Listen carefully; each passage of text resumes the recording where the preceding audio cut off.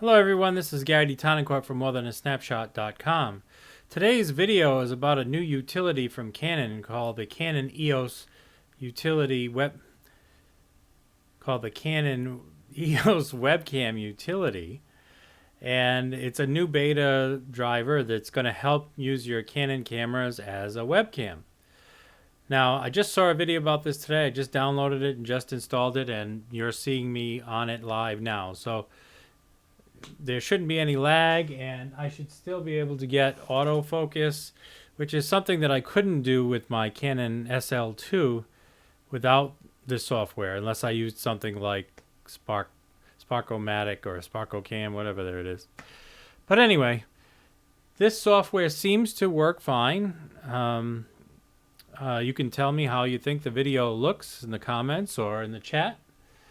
But it is helpful if you have a PC. It's not going to be very useful to you if you're a Mac person. Unfortunately, I don't think they have a Mac version out there.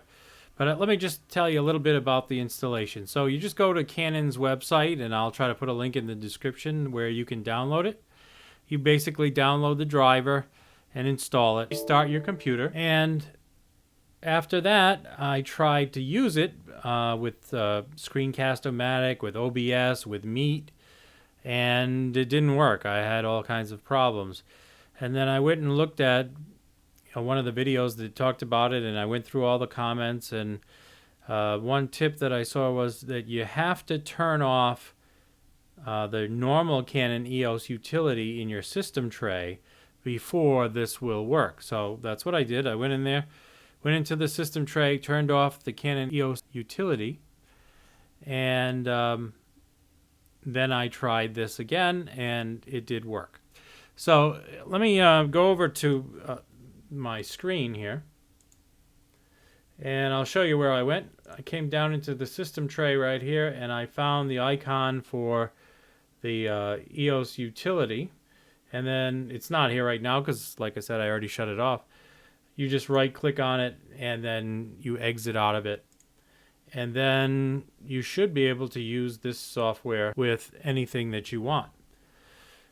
I want you to check that out. See how it works for you. They claim that it works on a bunch of their cameras, and when you go to that page, it will tell you which camera it works with. Again, I'm using it on the Canon SL2, a camera that normally, in order to live stream with, I would have to shut off the autofocus to get a clean HDMI out. But with this software, I can use autofocus, and it seems to be fine. So this has been Gary Tonicourt from morethanasnapshot.com, and we'll see you in the next one.